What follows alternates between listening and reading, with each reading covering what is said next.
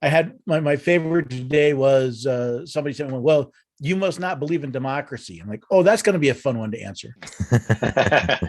Because my answer is no, and neither did the founding fathers, which is why the United States is not a democracy. We're a constitutional republic. Okay. Bringing up all the live streams, everyone. Hello, Christopher. I see you dropped in there. Hey, hey, Christopher. We are live. Or are we Memorex? Boy, there's a blast from the past. Sorry, I don't get it. There was an old commercial back in my day when, before MP3s, you would record stuff on tapes. You make mistapes and Memorex did a whole series of commercials, which was a guy in a chair in front of the speaker with his hair being blown back from the speaker, and their tagline was, "You're listening to the music. Is it live or is it Memorex?" I can't tell you how many Memorex tapes I owned at one point because I used to record everything.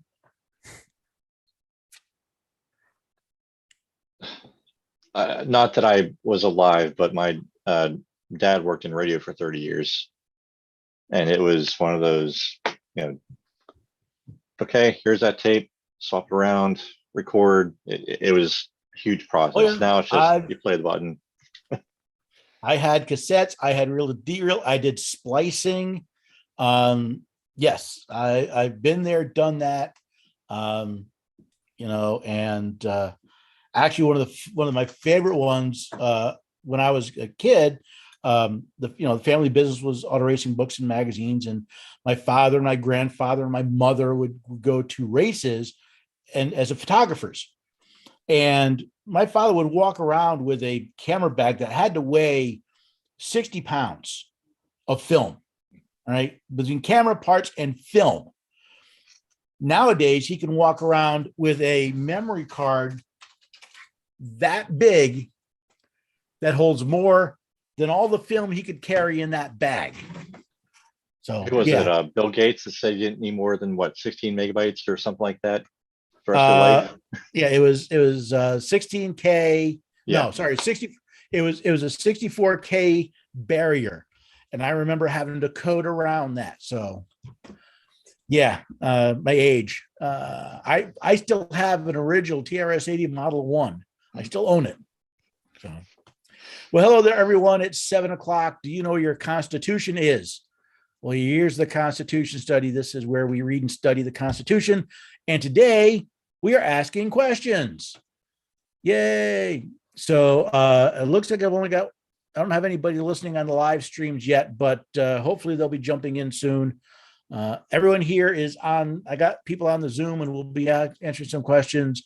If you join on the live streams and I just can't see you, then please put your questions in the comments. I will answer them as they come along. As with last time, I've got some people who have sent me some questions beforehand that we can throw in here.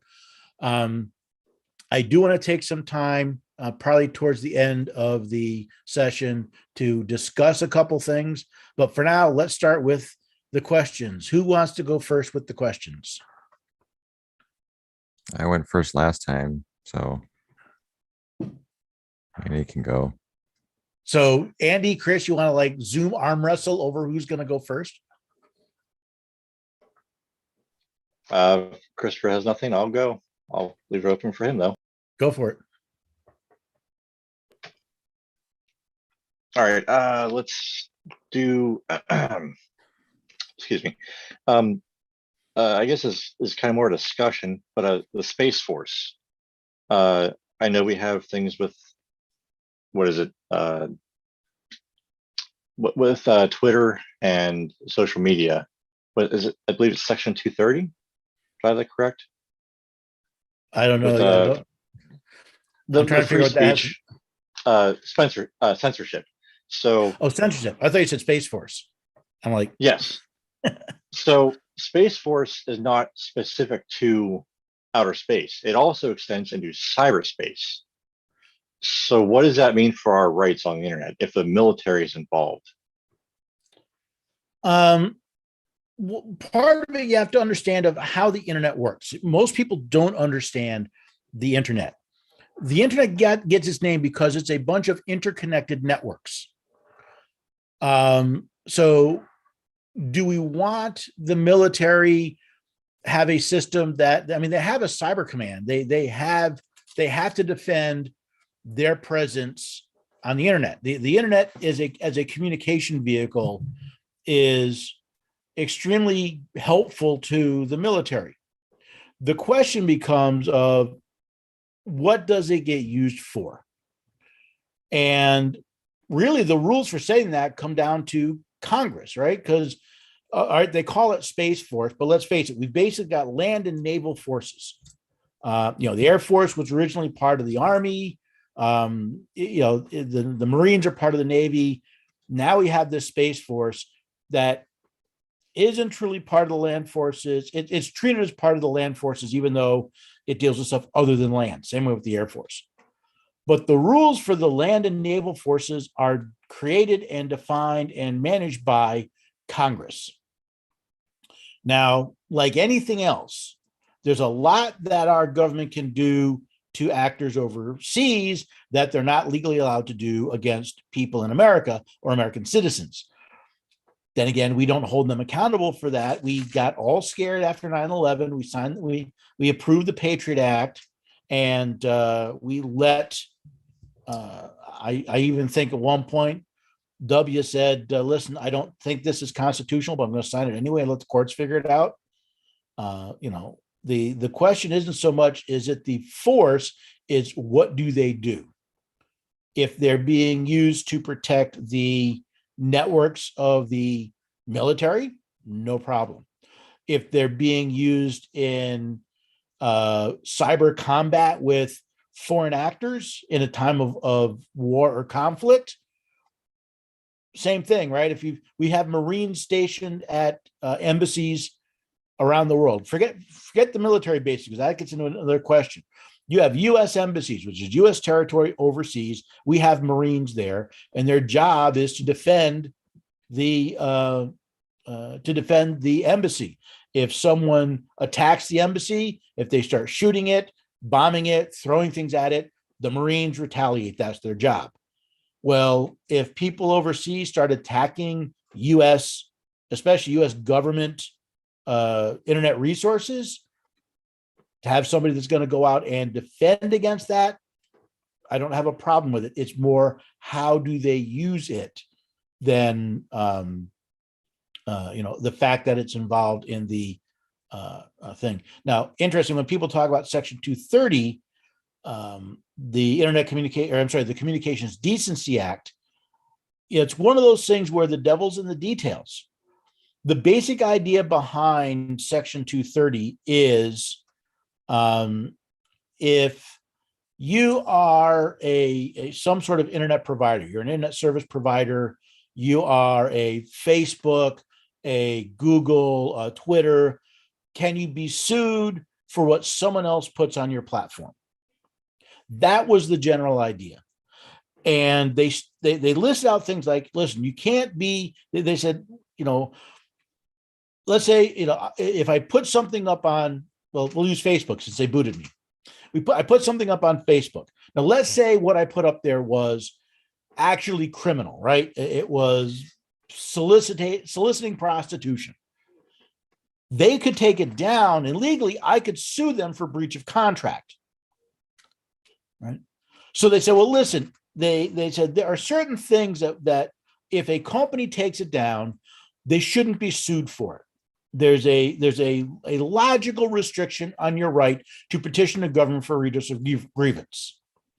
The problem was, as always, the details of the wording, because what they ended up saying at the very end, they listed, they listed obscene and lewd and yada, yada, yada.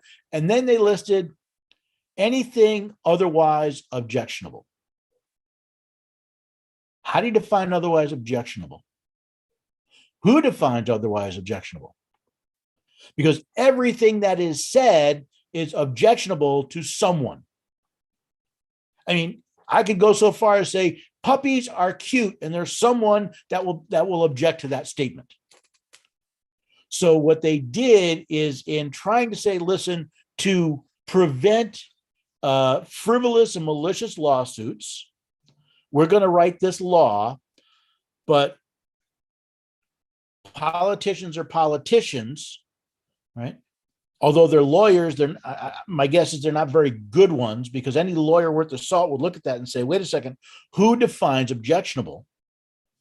And they open the door, and now, surprise, surprise. See, they thought about going, we're trying not to list every possible objectionable thing. We want to have the, okay, is it lewd? Is it obscene? Is it? So they wanted to give these platforms the freedom to say, you cannot be sued for removing things simply because, as a whole, we think it's objectionable, without getting into a detailed list of what each and every objection is. Surprise, surprise, it's being abused.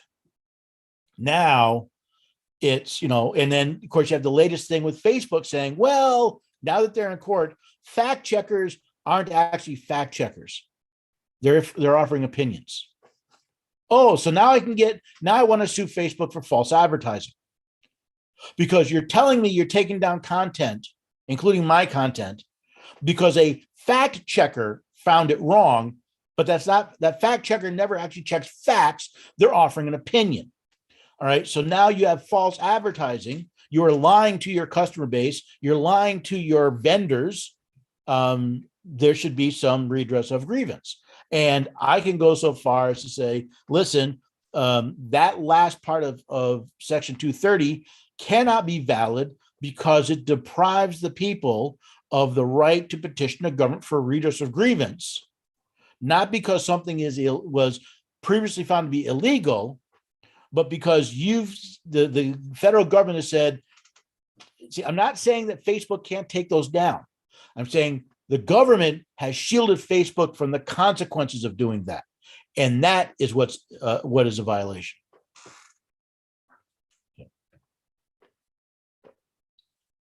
Okay.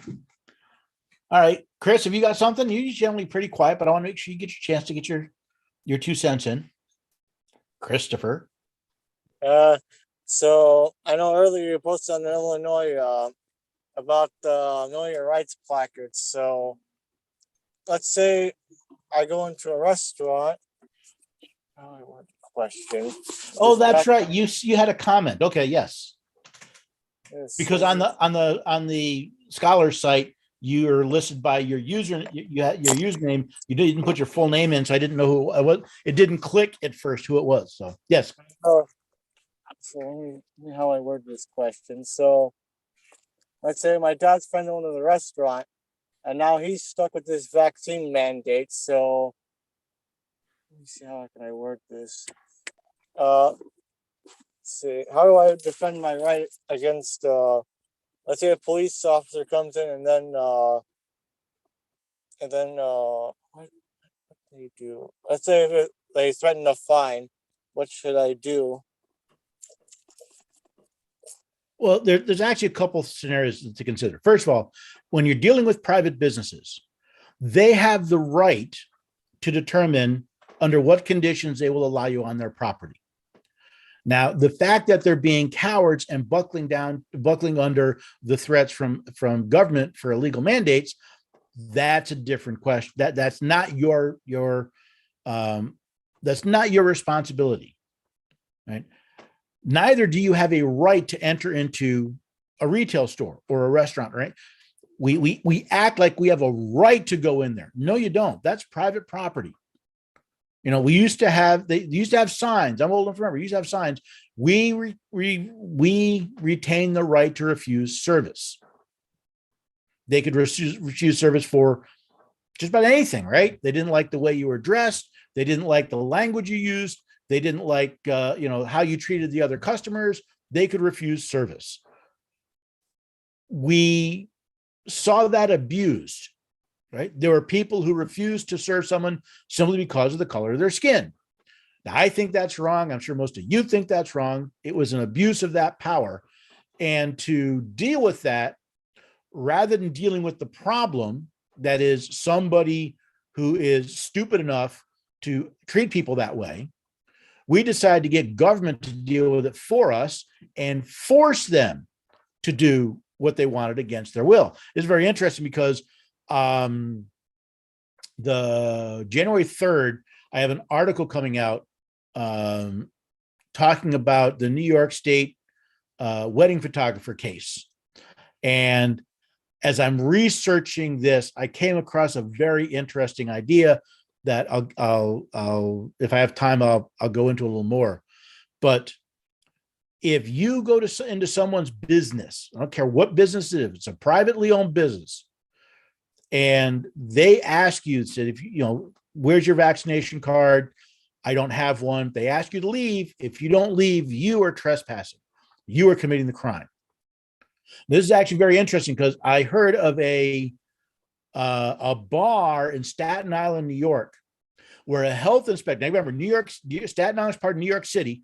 New York City has a vaccine mandate. You're not allowed into a restaurant without showing proof of vaccination. So this health inspector comes up to do a check to see if they're abiding by the rules. The health inspector shows up. The owner says, can you show me your vaccination card? She goes, I don't have to. I'm not here to eat. I'm here to enforce that. She goes, no, the rule says you're not allowed in here without a vaccination card, and booted her out. So yeah, from that standpoint, if the owner of the business wishes to comply with a rule that infringes on your rights, you don't have a right to go in there, but they also don't have a right to force you, and you don't have to do business with them. Now, I live in a small town. I don't have a lot of options, but ultimately we come down to what's more important, right? The mask, the vaccine, or whatever we want to do business with. Me, I go somewhere else. And in fact, I think next week, I'm going to get a beta test of a new app that's going to be coming out early next week called Breathe Easy. You can find out more. Go to breathez.org, I think, or it's .org or .com. Let me check. And it's an app. I don't know if anybody is familiar with, yes, breatheezy.org. I don't know if anyone's familiar with an app that's out and about called Second Vote. Very similar idea. And the way it works is this: you put the app on your phone or on your computer, and if you go to a business and they say, show me your vaccine card, you say, I don't have a vaccine card. They refuse you service. You then vote on that business. There's a scale from 1 to 5. 1 is they trash your rights. The 5 is they protect your rights. And you vote and you say, nope, however they treated you. And what the app will do is the app will use your location of your phone and say, okay, confirm, you're talking about this business right here. Yes. The app will then say, okay, here are other businesses in the area that people have upvoted. In other words, they don't restrict your rights as much. And now you have an app on your phone that will help you look and say, when people do that, and I'm told the owner, I interviewed him for the radio program. I said, I can't wait to get the app, because what I'm going to do is I've already got places picked out, and I'm going to show up at the door. And when they let me in and I go, oh, see, I'm upvoting you because you let me in. You didn't give me a hard time about the mask and the vaccine. I'm going to do another store and say, oh, I'm downvoting you because you made me wear a mask.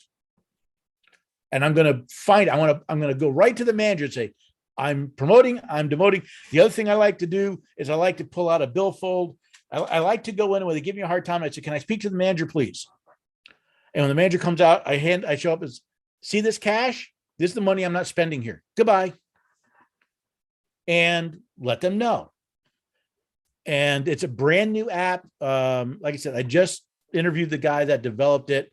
I heard him on another podcast. I thought the idea was so great. I reached out to him and said, I'd love to have you on my radio program. I said, can you come on for half an hour? He said, yes. We were on for an hour. And I loved it so much. I said, can I be a beta tester? Can I get involved? I love this. And in fact, I'm waiting. I'm actually talking about promoting him on the website. I love that idea.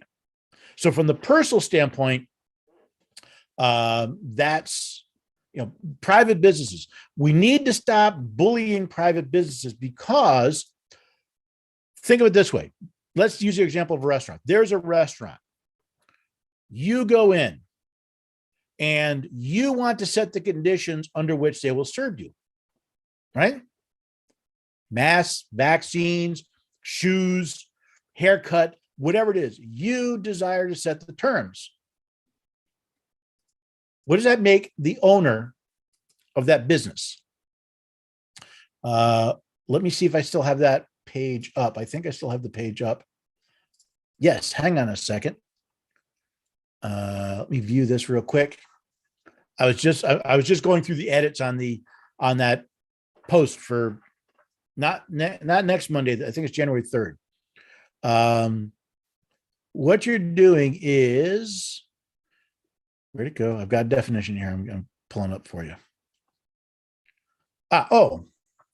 A condition in which one lacks liberty, especially determine one's course of action or way of life. You are preventing someone, you're denying them the liberty to determine for themselves their course of action or their way of life. Or the other sense is a right by which something, such as a piece of land owned by one person, is subject to specified use or enjoyment by another.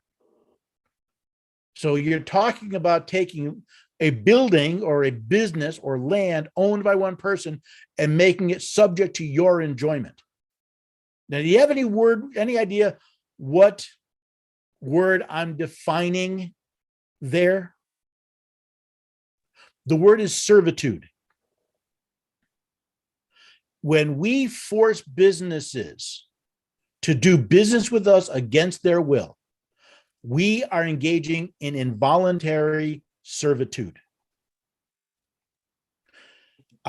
This article is about public accommodation laws, which violate the 13th Amendment because they put the business owner in involuntary servitude of others.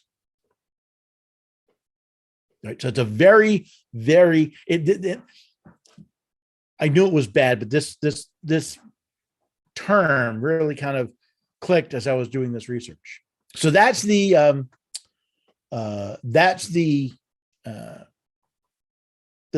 going into a private business. But you also asked about what happens if law enforcement shows up. So let me bring up something here and I'll share it and we can look at it, because it's a very good point, right? And this is a point I've talked about before. It's a point I think we all need to consider beforehand. Oh, that's not what I wanted. Hang on a second. Come on. Computer's being a little slow today.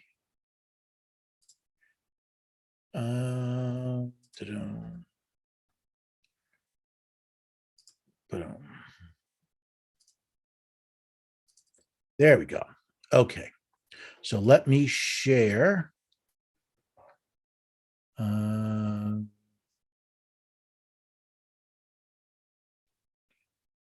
on, where'd you go? There we go. All right. You all see that app up there, the Knowing Your Rights placard? Okay. I'm going to tell you what I explained when I first used this. I was at an event.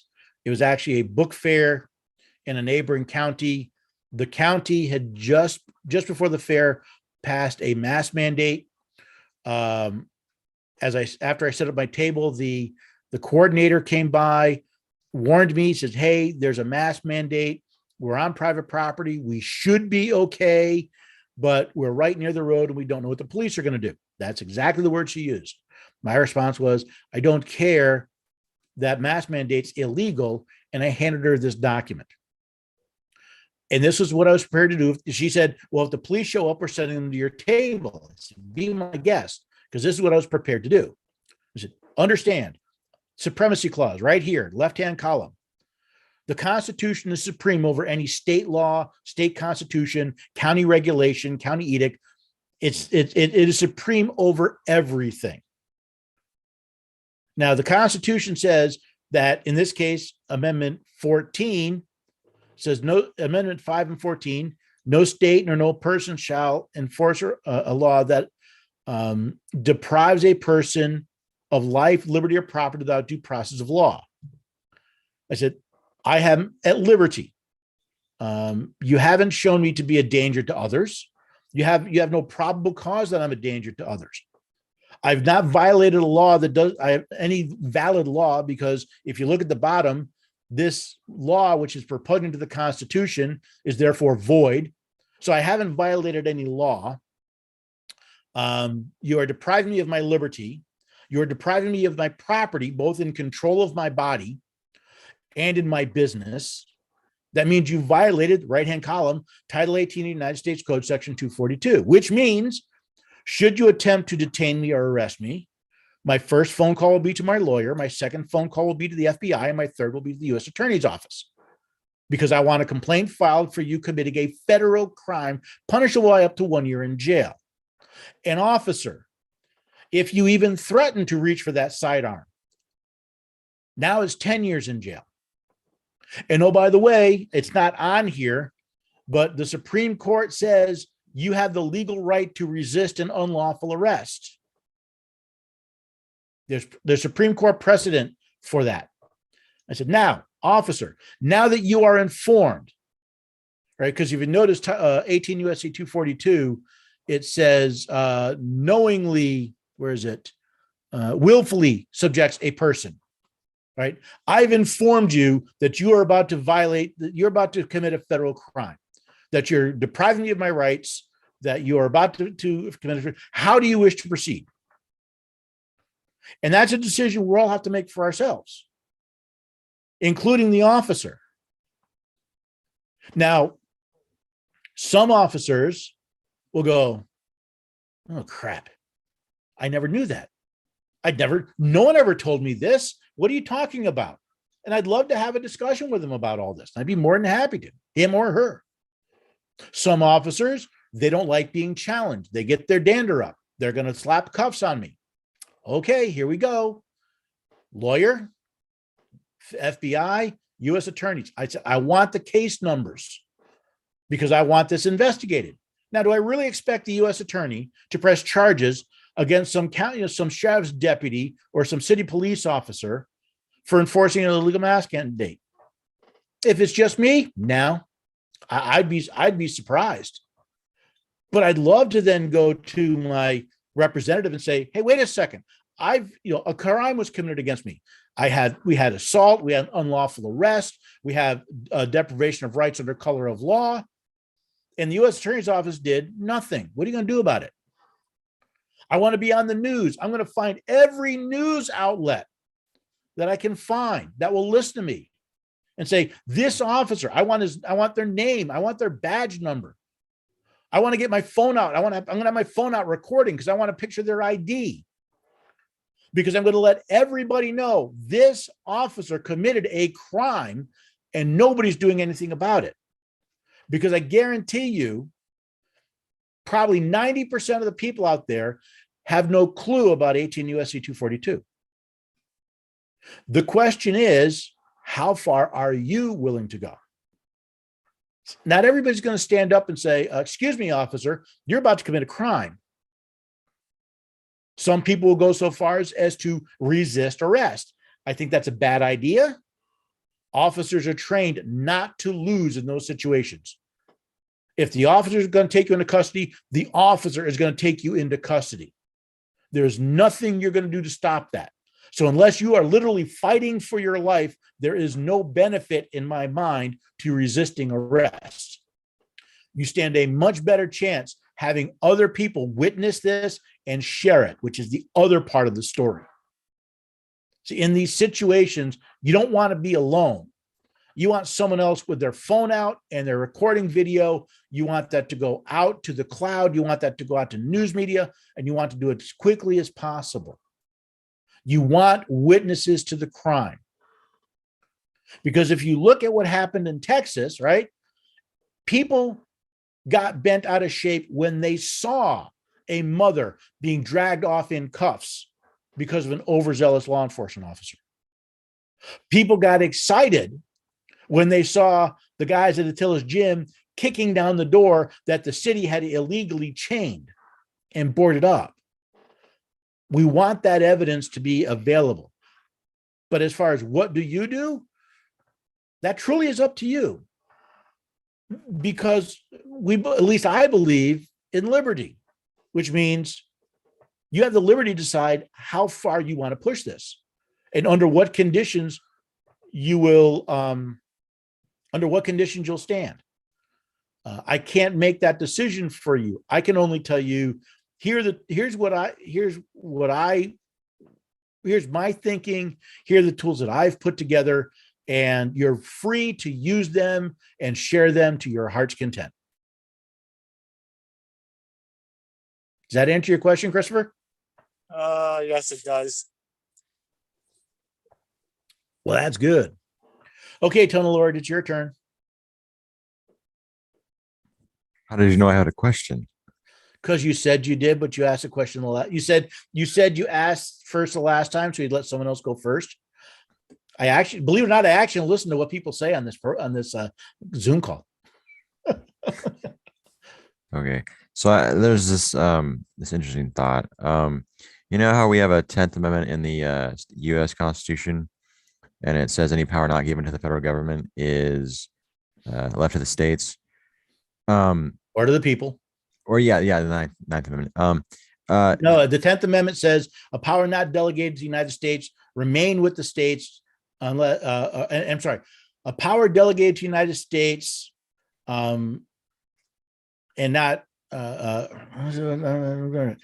and not prohibited by it to the states remain with the states respectively, or to the people, or with the people.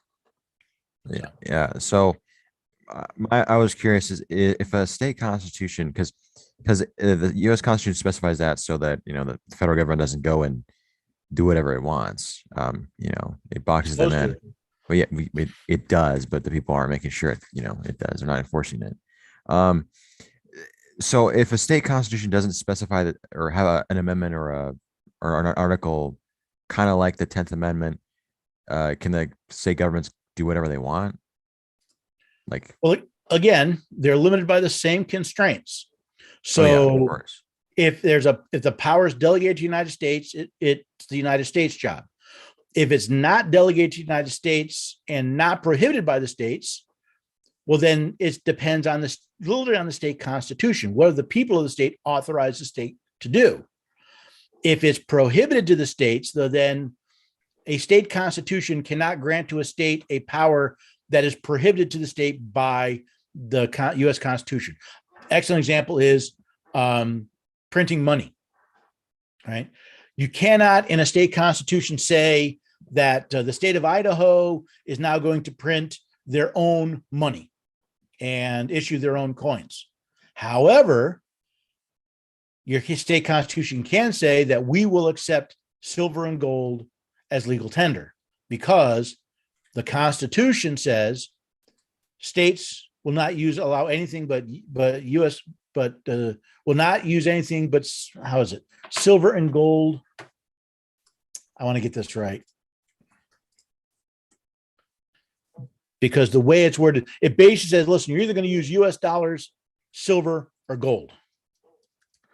And it's Article 1. Article 1, Section 10. No state shall make anything but gold and silver coin a tender in payments of debts.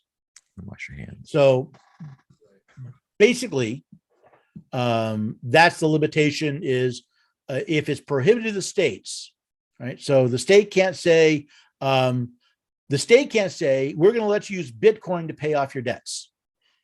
They can't, because that's prohibited to the states. I don't care what the state constitution says. But you have to remember, you have a state constitution. Just because the U.S. Constitution does not prohibit it to the states doesn't mean your state is allowed to do that. That depends on your state constitution. Your state constitution is the supreme law of your state under the Constitution of the United States. Does that make sense? Well, yeah, my thing was in our state constitution, if a power is not delegated to the government, can they practice that power? That's what I really in the state constitution. Yeah. It all depends on how that constitution is worded. It's the devil's in the details, right? The idea behind the U.S. Constitution was limited delegated powers, and that was confirmed in the 10th Amendment. In general, I would say that if a power is not delegated to the states, it should remain with the people, right? Because the people created the Constitution that created the state government. But for example, if in the state constitution, they have a line that says, well, the legislature can make any laws they seem necessary or improper, and they don't restrict it to exercising the powers delegated to it under the Constitution. That's what I said. It really depends on what the state constitution says as to what powers they have, because there is explicit and implicit understandings of power. So, for example, your constitution may say,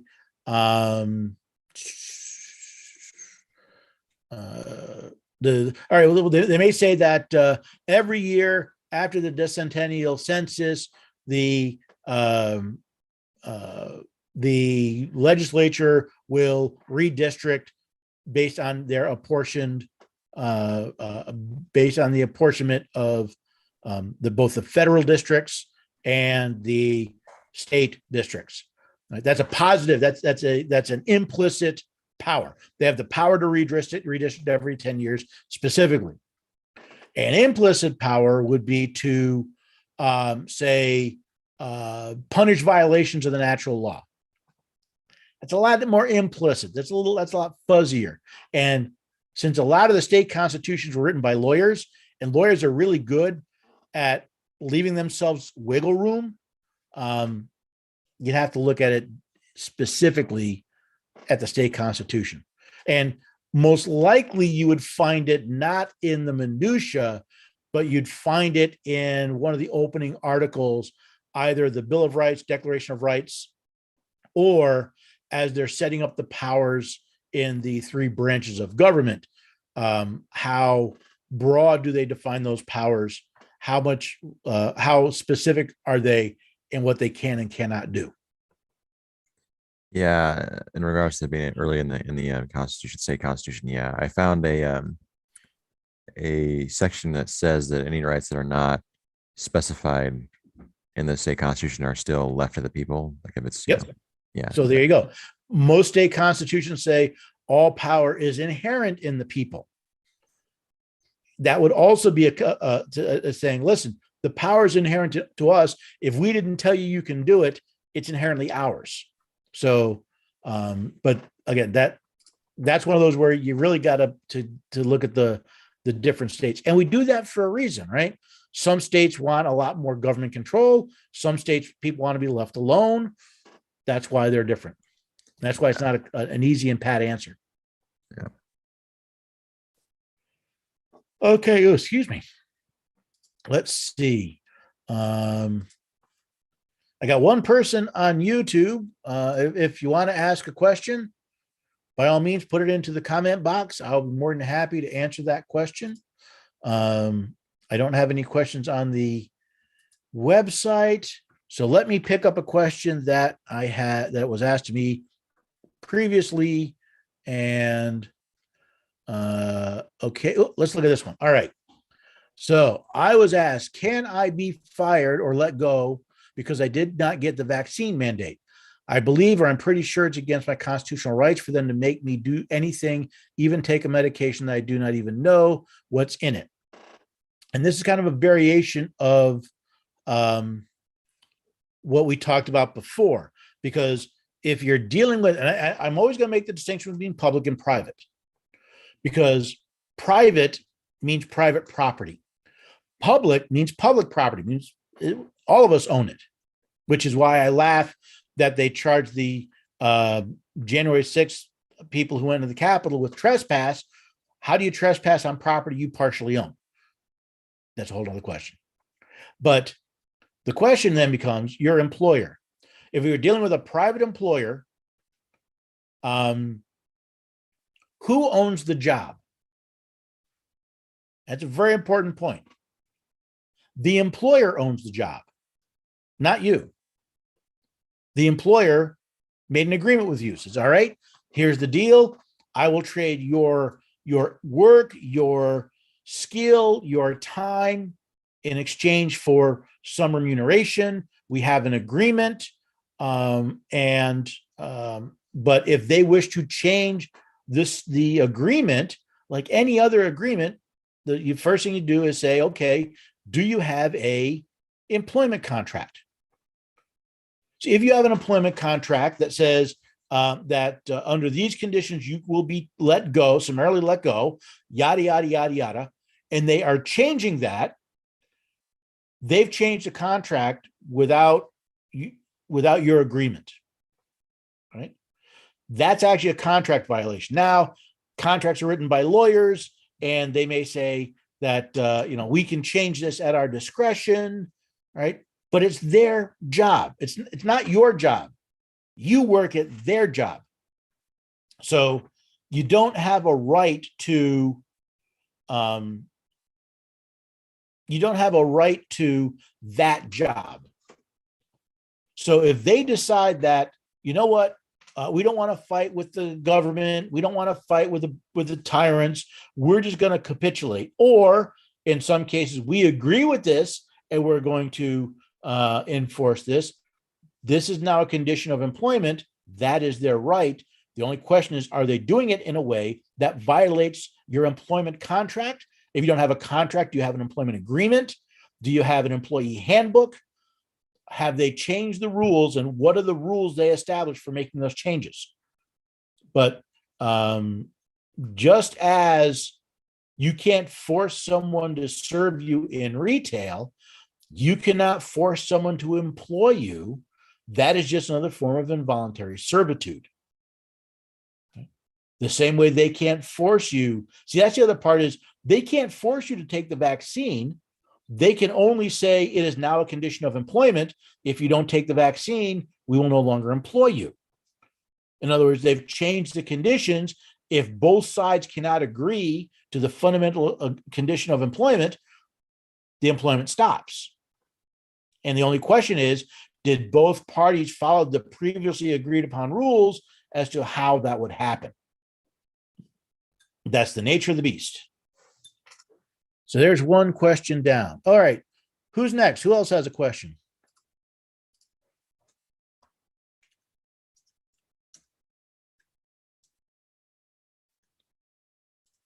Nothing?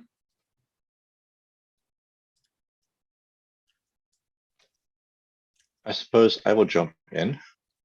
Go for it. I guess I'll throw in a comment very, very quickly here, just for everyone to see.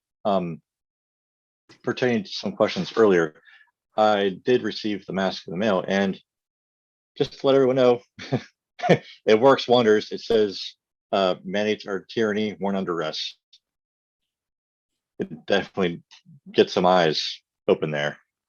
And it's important Anyway. It's on an upside down American flag. Yes, yes. The flag is upside down intentionally.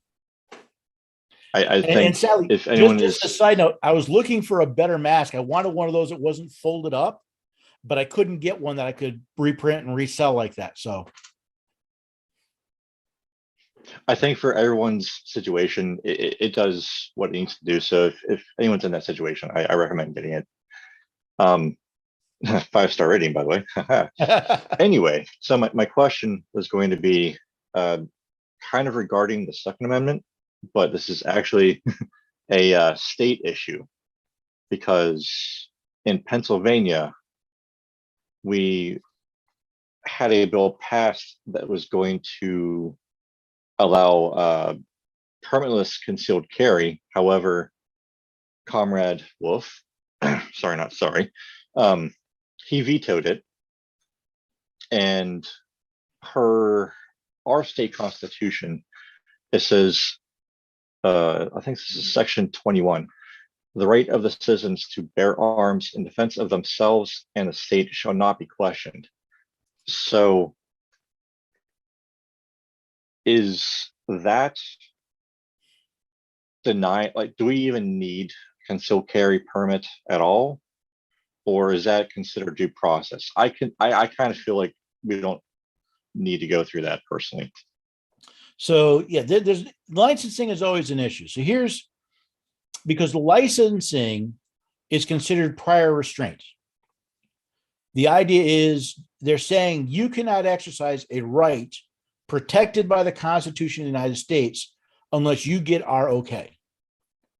Now, by the way, I get into the same scenario with business licenses. I get into the same scenario with driver's licenses. That gets a little interesting. Boy, I get some heated debates on that. There's a reason why states that actually have what are called constitutional carry, call it constitutional carry, because the Constitution says the right to keep and to bear arms shall not be infringed. For the idea of a license, I have a carry license, all right, because it makes my life easier, especially when I'm traveling. Because let's face it, about 30 some odd of the 50 states don't recognize the Second Amendment of the Constitution. Right? They say they do, they don't. By all rights, and by the way, not just firearms, right? Knives. This is an arm. By the way, Noah Webster defines arms as weapons for offense or armor for defense. Chemical sprays, pepper sprays, mace, those are arms. Swords are arms, knives are arms, shields are arms, body armor is considered an arm. Many of these are restricted by the different states. We're back to where are you going to fight? According to the Constitution, according to Alexander Hamilton, according to the Supreme Court, Pennsylvania's law is void. Federalist Paper 78, Marbury versus Madison. A law repugnant to the Constitution is void. It's empty. It's meaningless. But if it's empty, but everybody keeps acting like it's real, it's like the Matrix, right?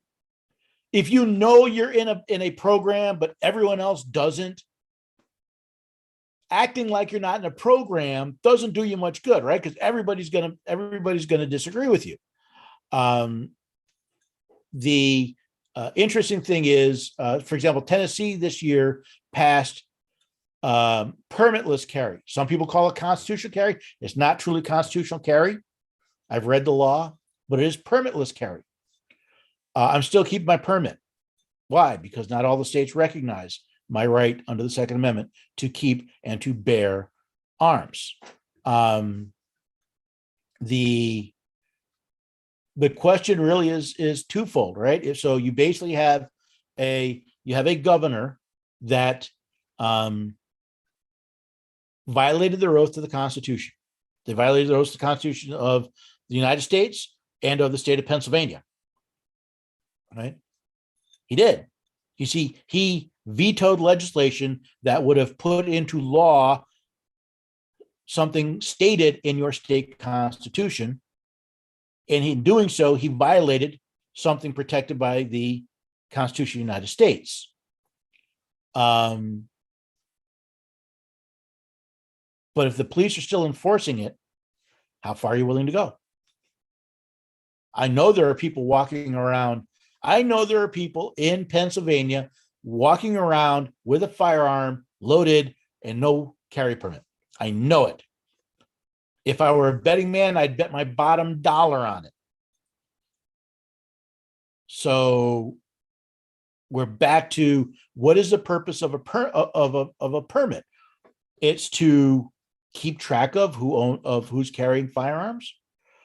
It's to control the law-abiding citizen. It does nothing to stop the criminal, and it violates the Constitution. Yet, I know that he vetoed it. In fact, I think I put it on the scholars page as one of the articles I put up. But ultimately, the question is: do the people of Pennsylvania mean what they say when they ratified the Constitution? Apparently not, because I'm not hearing. And again, maybe inside of Pennsylvania, there's a big brouhaha. I'm not hearing a peep out here in Tennessee about the people protesting the governor violating his oath of office. Not a peep.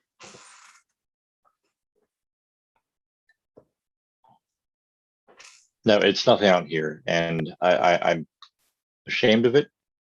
But since he's my employee, I think I will try to address that. Yeah, absolutely address it.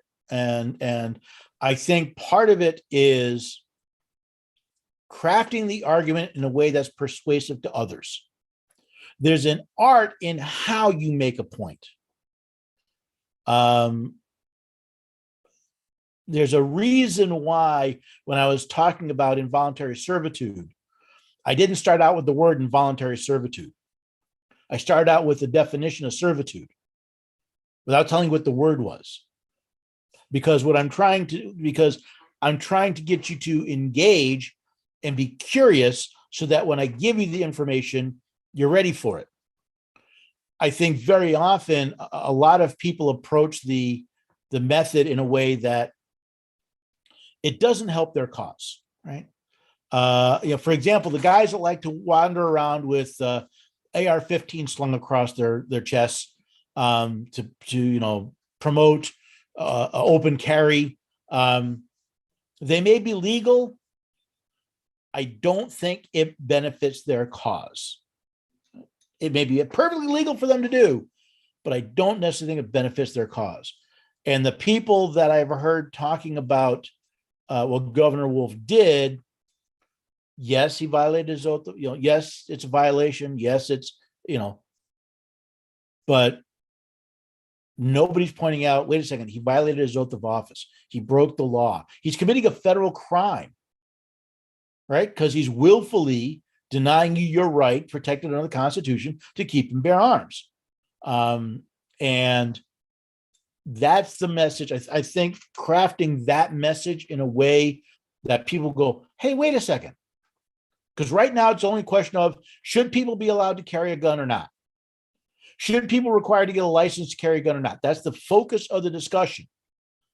And as long as that's the focus of the discussion, that's a magician's trick, right? Pay attention to the gun. All I want you to care about is the gun. Guns are evil, guns are scary, guns are bad. We don't want people with guns. Shoot them up, Wild West, whatever we're going to do, focus on that and ignore everything else. Ignore all the contrary information. And that sadly is where we end up stuck. So yeah, certainly as his employer, you have a right to voice your opinion. But I would consider strongly how you craft that message to encourage others to your way of thinking rather than try and bully them into your way of thinking. I got another question here that was sent to me. It's very similar to the last one, only this deals with masks. It goes, hi, Paul. I live in New York, and starting Monday next week, we are mandated to wear masks again by our governor. I don't want to comply. Would you be able to give me some tips on what to say and to do? I, by the way, sent this person a copy of the placard. Same thing. Well, what if they call the cops? They go into more detail. Basically, the same thing I was saying with the job, and Christopher, your question, that's why I just brought this back up. Same theme. This time dealing with masks And again, I bring up the question, it was, how far are people willing to go? How far, are they willing to risk being handcuffed and taken to jail? I can't answer that for you. That's their decision. What I find interesting is, okay, this is New York. How many people thought, oh, good, we get rid of Cuomo, everything will be fine? Didn't work out that way, did it? That's one of the reasons, to me, this is one of the reasons why I think I'm not a fan of term limits, because all you're going to do is take one evil tyrannical scumbag and replace it with another evil tyrannical scumbag. So, what are you going to do? Anyone else have a question?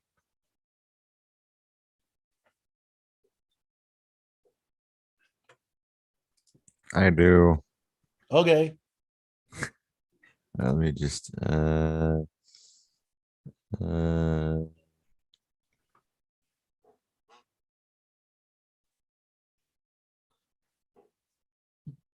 Okay. I thought you did. I thought I did too. I have things written down, but I just trying to. Oh, here's this one. Oh, well, yeah, this is a pretty good one. Okay, so here in our state, we have, not necessarily water rights, but what's happened recently is that some sort of bureaucracy is regulating people's water on people's property in our state government. And in our state constitution, I started looking into this. And I'm like, can they do that? I looked into it, and it says like the Article 15, Section 1 says that they can. They say that water is for public use, and the states can like regulate the use of that water and whatnot. And I think to myself, isn't that a violation of Amendment 5? You're depriving someone of their rights, their property without due process of law. Well, the question is, where is the water? Because if you think about it, that whatever water you're drawing from doesn't exist solely under your property. Right? So, in other words, your neighbor can't decide they're going to suck out all the water from the aquifer because they're drawing it from their property. That aquifer is not solely yours. Now the question then becomes, so it's not any specific molecule of water, maybe your property because it's on your property, but since water is effectively in a form fungible, right? The water that's under you was under somebody else's land at some point in the past. It will be under somebody else's land at some point in the future. Who was it that said you never step into the same river twice because the water is constantly changing? So water is more of a, it's not even a mineral right? Because it's constantly changing. It is a shared resource pretty much by definition. Unless you own all the land over an aquifer, it is not it is not solely your water. You share it with your neighbors. Therefore, there has to be some method of justly apportioning the access and use of that water. Right? It's like saying, do you own the air? The air outside your house. Do you own the air outside your house? How do you know? Because that air moves, and the air that you were talking about before is no longer on your property. So it's kind of a that I don't think that's a violation of Article 5 or Amendment 5, because you don't solely own the property. It is not technically your property because you don't have that. You don't control it. Let me find it. I just was looking for it. James Madison did an essay on property, and I'll paraphrase it, but he basically said, property is what external things you have exclusive control of.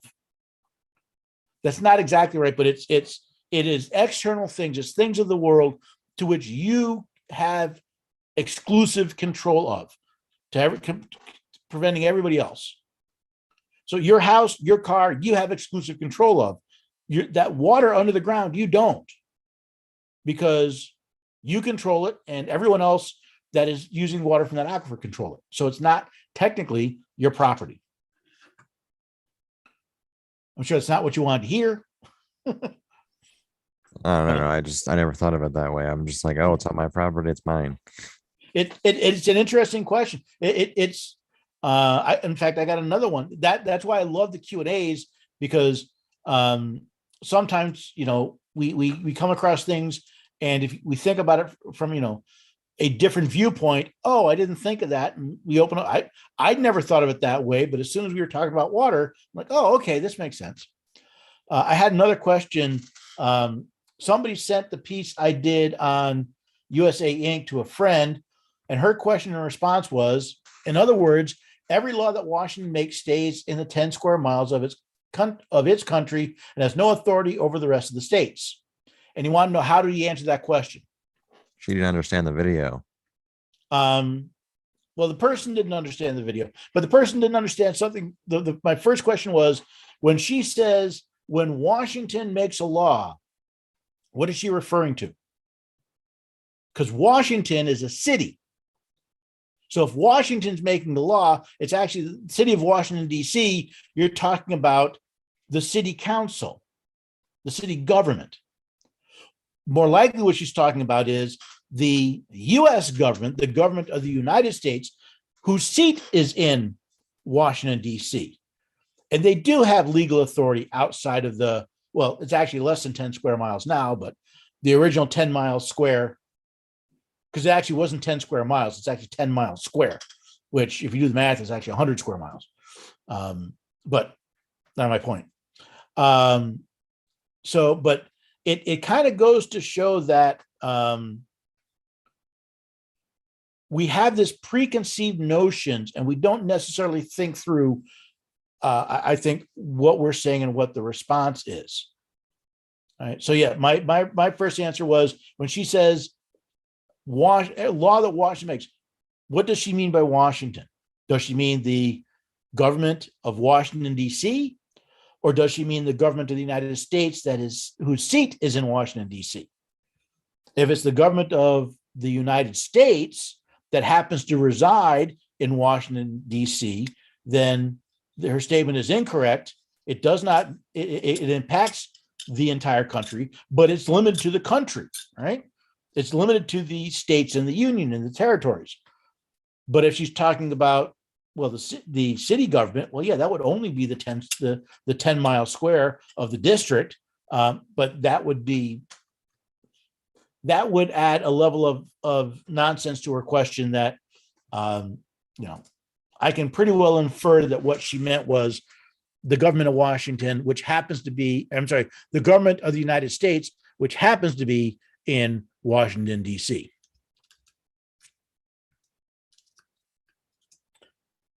Okay. Any more questions?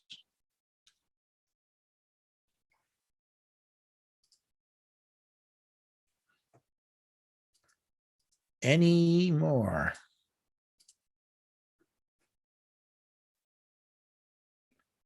All right, I got one more here that was sent in earlier. I have two questions which are very similar, just phrased differently. Your answer will be great. All right. How did the three branches deviate from their original purpose and function to their role today? That is, what are each branch's biggest violations? And then two, if you were to write a Declaration of Independence from our current tyrannical masters, what would your list of grievances be?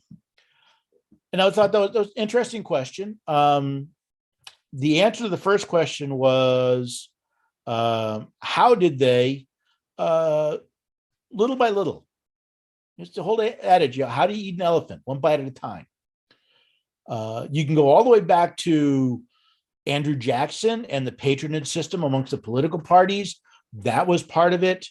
You go into Reconstruction and the desire to punish the rebellious states. You get into the civil rights movement and the desire. Actually, even before that, you get into the late 19th, early 20th century, and the enlargement of the federal government. You get into the civil rights laws and the transferring of power from states to the feds. You even get into the 70s and taking us off the gold standard. Again, 1913, the income tax. There are a lot of little things that have built up to this being such a big mess. It's that, whether it's the proverbial frog in the pot or the camel's nose under the tent or the slippery slope, they've all added up. That's why I say we spent 150 years making this mess. We're not getting rid of it in an evening, in a year, in an election, in a decade. And then to the second question, which was, what would be my grievances? I sent a link to the article I did on Independence Day called the Redeclaration of Independence, where I basically took all the grievances against King George and rewrote them to point to Washington, D.C. So, but it was just, to me, it was interesting, where did this all start from? And I think we'd like to say this thing caused the problem, because if you got one thing that caused a problem, there's one thing that can fix the problem. Sadly, the one thing that ultimately caused the problem was the people of the United States abdicating their responsibility to oversee their creation.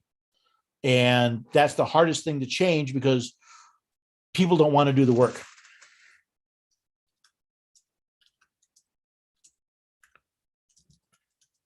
All right, one last thing for questions, and then I got a topic I'm going to discuss to close us out, if there are no more questions. Let me check the chats. I've got nothing in the chats.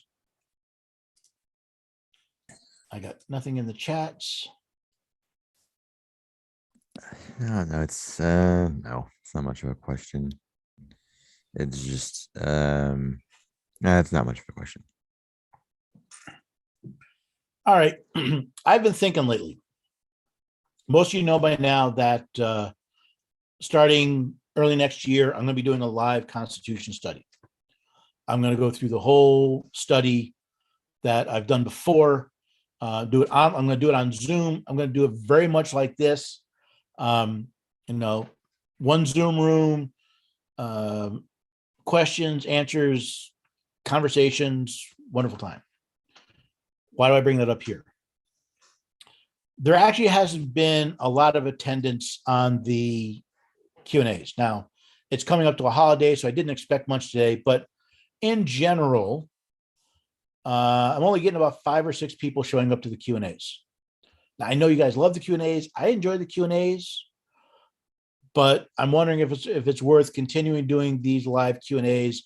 Do I take this time slot and turn it over to doing the Constitution study?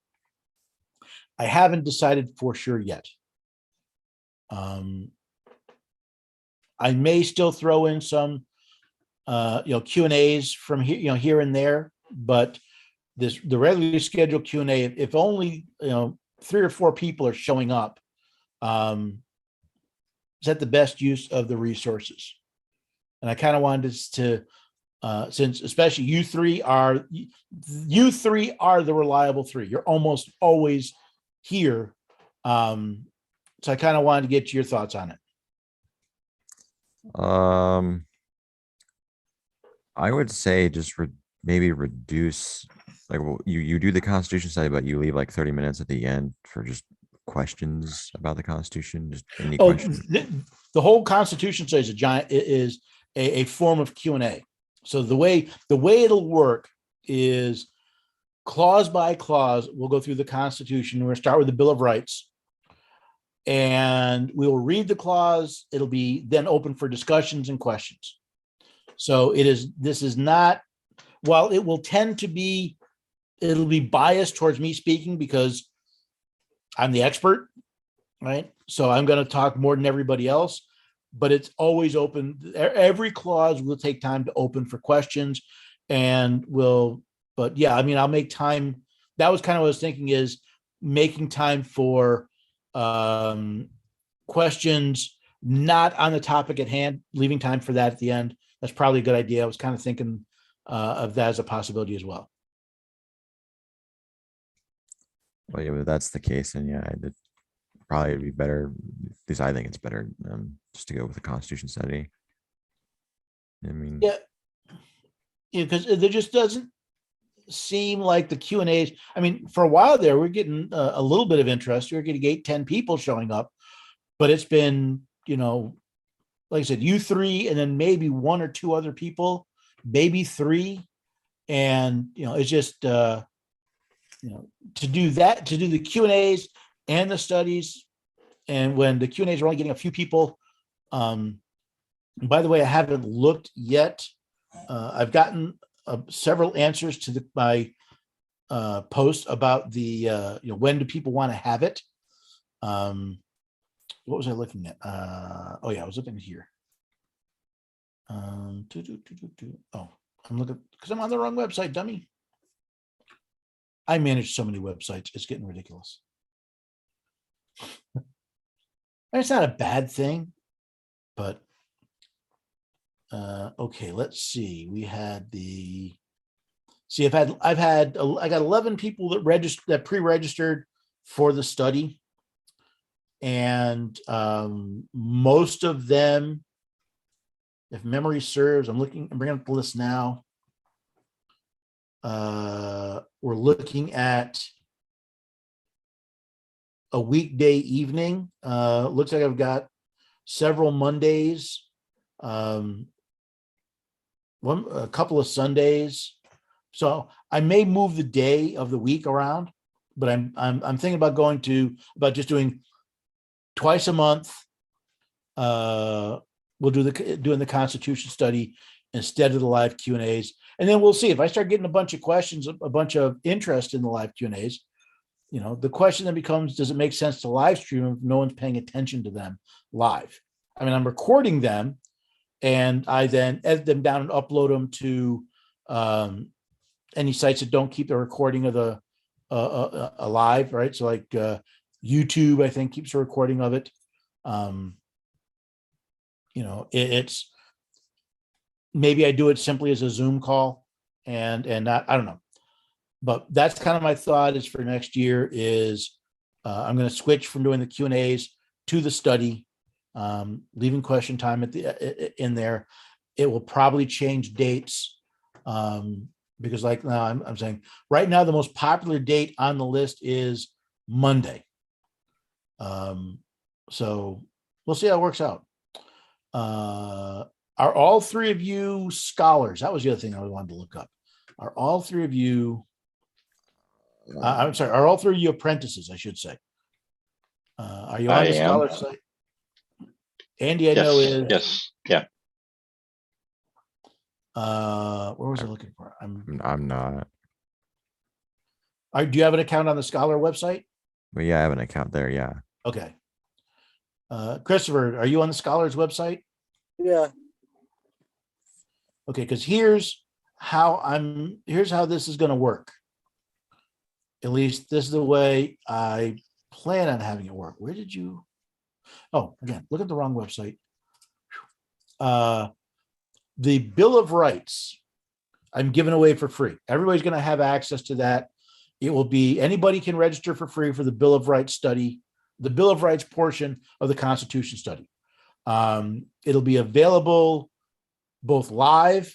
So if you register for the free study, you'll get Zoom links to the study for the Bill of Rights section.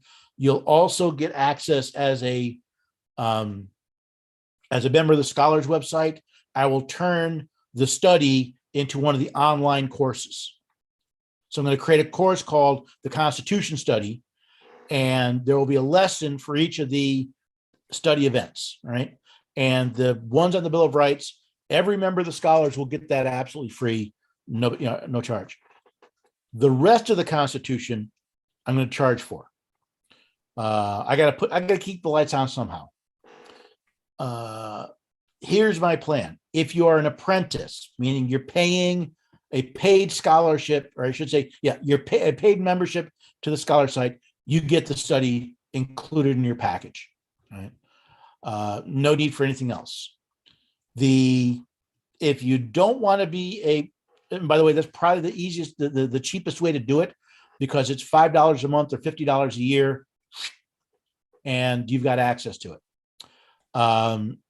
Or you can buy the Constitution Scholars Package, the study package, which will include the Declaration of Independence and the entire rest of the Constitution.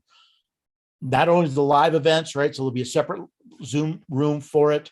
So you'll be invited to the live events. You'll be invited. I'll be recording them all. I'll be turning them into lessons. They'll become part of the coursework. My plan is to actually have it on the website early next year for $200 for the entire course. And if they are part of the pre-register, meaning if they register for the free portion and get started early, I'm going to cut that in half to $100. That's now the last time I did one of these studies. We met every other week. It took 9 months to get through the entire thing. This is not a short little, hey, $200 is a lot of money, Paul. This is not a one evening deal. This is going to go on for months. It's also why I'm going to have it recorded, because not everybody's going to be able to make all the live sessions. Right? So I wanted to have it recorded. I wanted you to have a place to go do that. And that course, I'm hoping will fund the Constitution Scholars website. Because right now I'm still paying for the website and all the licenses for all the tools out of my own pocket. So that's kind of what I'm planning on doing.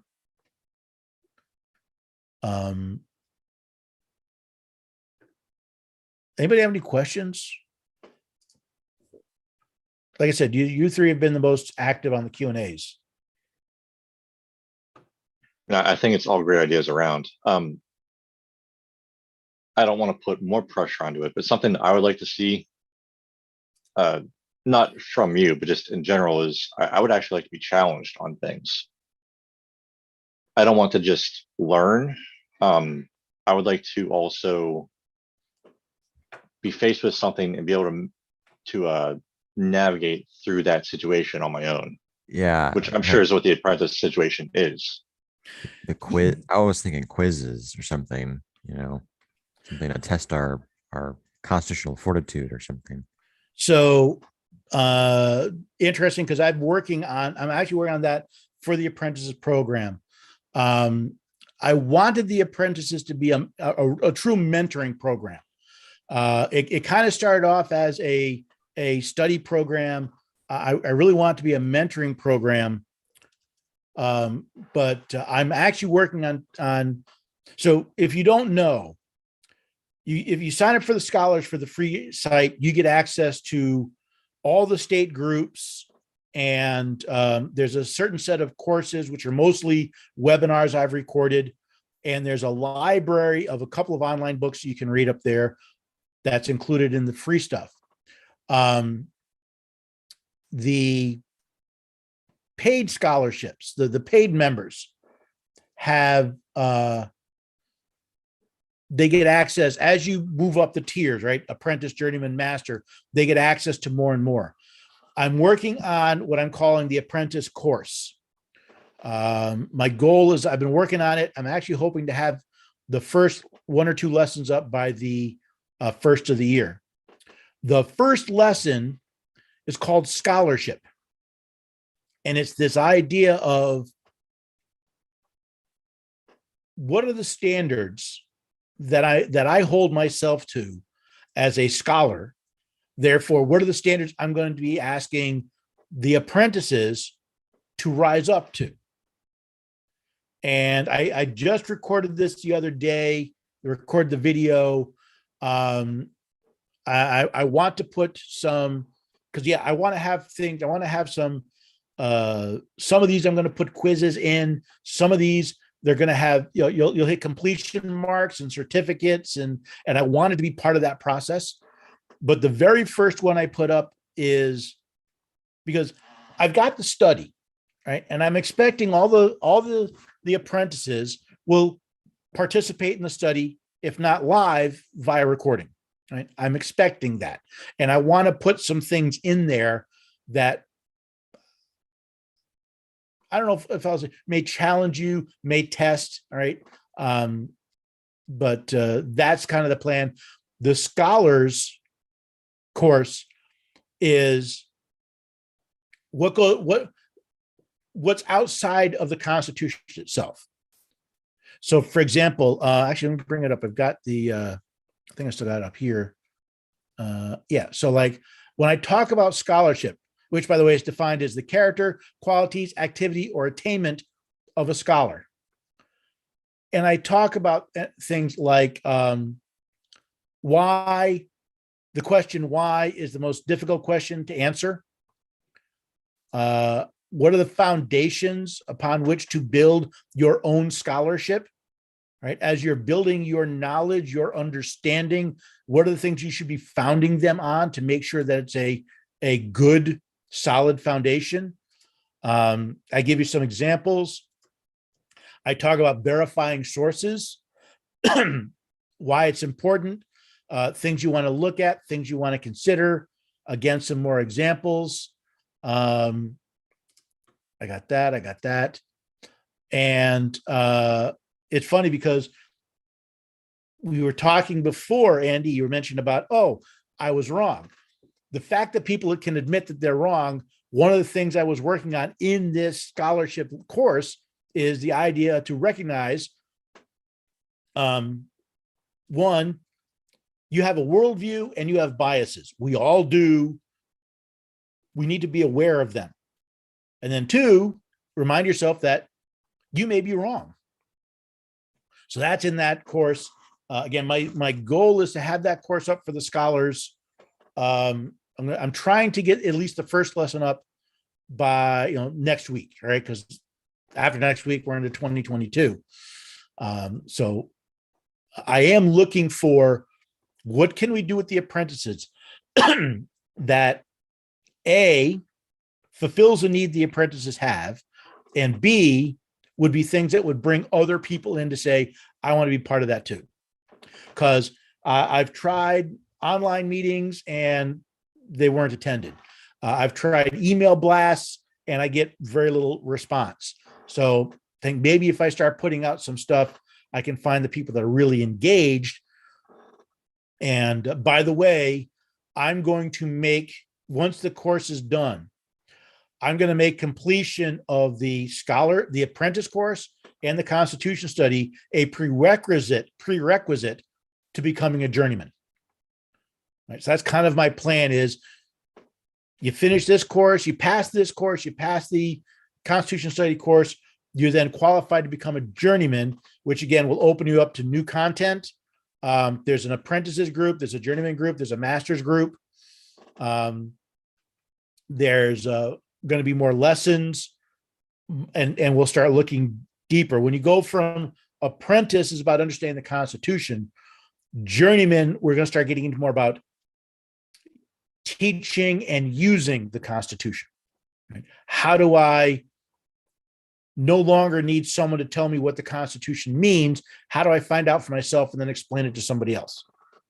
And then masters, I want to be, these are the people I'm working with on creating new lessons, creating new content, creating new videos, the people that are also experts in it as well. Now, the other thing I did, which I just reminded myself, I've been told that I sent out an email to the apprentices saying, what would you people like to see? What as apprentices, what would bring you back to the website? What would you like to see from me? And I had a couple of examples I sent out, ideas I thought people might be interested in. And one was kind of, I guess I'd call it a behind the scenes.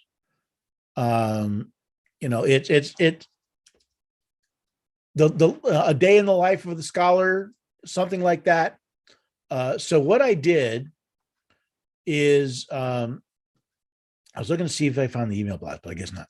Is I actually recorded a video, just a short little video. I think it's only 5-10 minutes, and I put it in the apprentices group on the Scholars website. It is a message to the paid members, apprentices, journeyman, masters. By the way, I've only got a handful of apprentices and I've got one journeyman, and I'm the only master. So, but it's a message to kind of like, here's what I'm dealing with. Not simply from so much a personal level, but as from a Constitution study level. If that stuff, if you guys would like to see more of that, let me know. Right? If the apprentices want to see more of that, let me know. Because the apprentice website is kind of there. There are a couple people that comment, Christopher, you comment on on an article here and there. I want it to be more. I want it to be something that is people find helpful, that people want to go to. I want to eventually become self-sustaining. I'd love it to be something that is there and running and growing, and people are engaged and involved, and it's a source people can point others to. I know it's going to take time, but part of it is, what do you guys want to see? Do you want to see a video from me or an email from me every so often saying, hey, this is, look at the weirdness I'm getting. I'm getting emails from people who I'm like, really? Well, like I said, one guy said, accused me of not believing in democracy. I said, I don't, because we live in a republic, not a democracy. There are, because of what I do, I encounter things that are not necessarily related to the Constitution. It's part of being somebody who teaches. Is that something you want to hear more about? Do you want to hear more about my wacky ideas of what to do with the Constitution study and to do with the Constitution Scholars website? So that's kind of, that's the other part I'm dealing with, or I'm planning, is if there is interest, if people respond, yeah, I'd be willing to kind of give a bit more of a behind the scenes day in the life of a scholar input into the apprentices program, into the apprentices, for them as they're looking at, well, what happens if I go beyond? Andy, you're my only apprentice here. So yeah, I think there's a lot of good foundation to everything. It's really hard to say without being in that situation right now. I know for sure I will watch all of it, and I would appreciate it personally. I don't want to speak for everyone though, but no, but you're here, so I'm asking you. Yeah. And maybe Tunnel Lord and Christopher might be interested enough. They might decide to participate. Yeah, I'd like to see them both there. I'm happy to pay for both of them to be apprentices myself if they're for it. Jeez, I mean, I was with all the stuff that was going to come with being an apprentice. I might consider becoming an apprentice because of all the other stuff that we would get now. Excuse me. Yeah, I want the like I said, I when I first came up with the idea, it was a simple membership program, but I'm thinking it more and more as a mentoring program. And what I would eventually like to have is, so my thoughts on it. Apprentice. I have one person who's asked to become a journeyman. He's kind of my guinea pig. But apprentices are learners. The idea, a scholar is not an expert. A scholar is a student. We are all students of the Constitution. So that apprentice is really that building foundation. And I would like to have journeymen that can mentor the apprentices. Someone the apprentice can go to answer a question or to get advice. How do I go about doing this? I'm trying to teach this subject. Can we work it through? that type of stuff.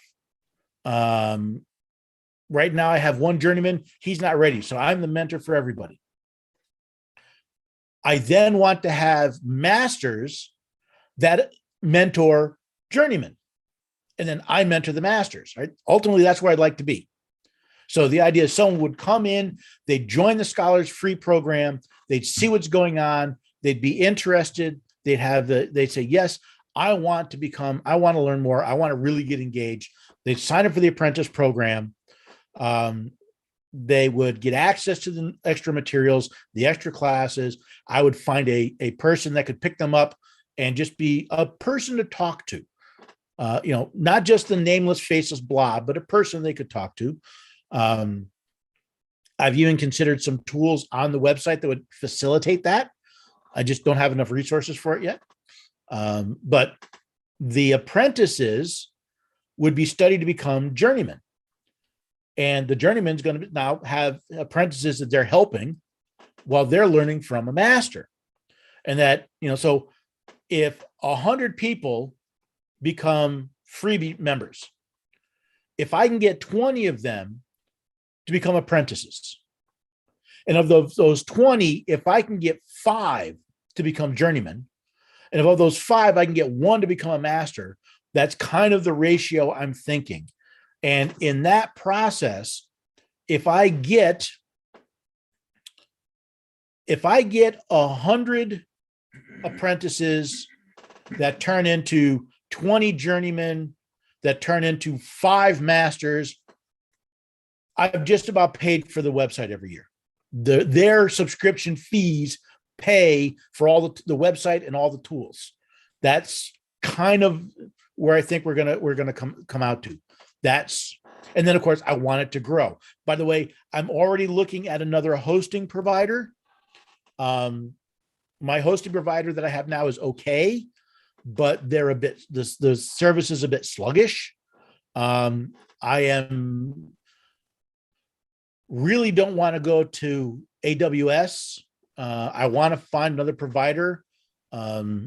There's one I've been talking to, but the lag time has been terrible as far as getting answers back. I like the idea. The other I'm looking at is Rumble. I think is going to talk about offering some cloud services I may leverage to get some more performance out of it. That's going to cost money. That's kind of, that's what I'm hoping for 2022. So, anybody have any questions? What I'm trying to do here with the scholars? This is just a thought I had here. Is there any possibility of maybe like a college or just any program that can pull students into the program and not only get a part of the program, but also maybe sponsor it? Maybe kind of have a funding that way? I don't know. Part of the problem is this is mine. This is based on my study. And while there are a lot of people that are doing a lot of studies, I really don't want a bureaucratic environment that you would have in a college university dictating the content. All right. I don't want a law school because they don't teach the Constitution. Now, if there was one that I encountered and said, we'd like to work something out, college credits, sponsorships, cross-pollination, whatever, as long as I maintain control of the site, that's the control of the platform is something I'm not willing to give up. I have been approached once by somebody to, actually a couple of times, now I think of it. And it always comes down to a question of who controls the content. And if I'm willing to listen to advice, but I'm not willing to give up control of the content, which is always going to be a concern when you start bringing in, we want you to match up with this accreditation. Yeah, but my goal is not, my goal is everyday Americans. My goal is not academia. My books are written for everyday Americans. My articles are written for everyday Americans. My videos are written for everyday Americans. I don't want this. If we make this academic, there are a dozen other academies that teach academic level, academic type, in an academic way, the Constitution. Hillsdale College, was it Chris Ann Hall has one. I'm really looking for the 18th century farmer, and I don't want that changed. That said, I'm more than willing to work with other groups. I'm actually this Breathe Easy. I've offered a cross advertising with them because I think they've got a really great idea, and we'll see if that happens. I do have one advertiser, one sponsor for the radio program, so that's good. It's been 3 years, I think, that I've been working on this full time now. Yeah, I think it's been 3 years. And I really needed to become a business as much as a passion. So keep that in mind. As always, thanks for showing up. Thanks for listening to me talk about what's going on here. If you have ideas, let me know. I don't claim to be the font of all knowledge. When it comes to creating ideas, my grandfather always used to say, when someone questioned why he did something a certain way, where were you when the page was blank? So yeah, and those are my plans for 2022. All I got is Merry Christmas to everyone. Merry Christmas, Happy New Year. Merry Christmas. Yep, I will be. This will be our last pre-scheduled Q&A. Sometime in January, you should see the announcements for the Constitution study. We'll take it from there. Bye, everyone.